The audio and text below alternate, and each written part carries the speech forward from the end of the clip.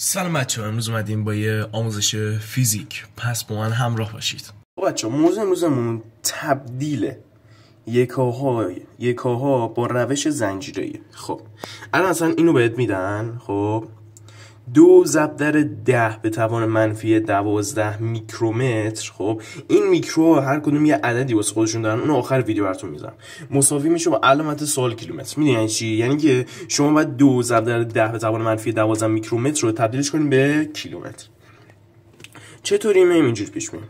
اول خودش رو بنویسیم، بعد اولین چیزی که باید تو این کسر رو از بین ببریم، اول از همه تو این فرمول از بین ببریم، این عدد میکرومتر. خب چجوری رو از بین میبریم؟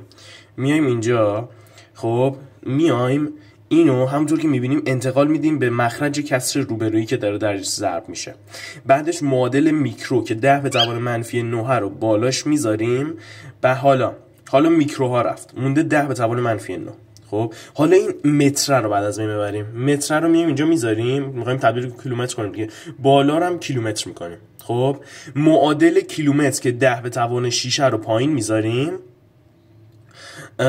بعدش این ام با این اما خط میخوره. بعد همیشه یادتون باشه تو این فرمول هر موقع 10 به توان عددی شد توی همین روش زنجیره‌ای توی پایین کسر، میاریمش بالا. اینجا میبینیم که آوردیمش بالا، شکلش تغییر کرده.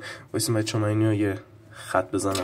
شکلش تغییر کرده یعنی که علامتش تغییر کرده، شده -6 کیلومتر، -10⁻−6 کیلومتر. آخرش هم شده 2×10⁻−27 کیلومتر. یعنی که همه اینا رو باید به این حساب کنین عددش. پایان.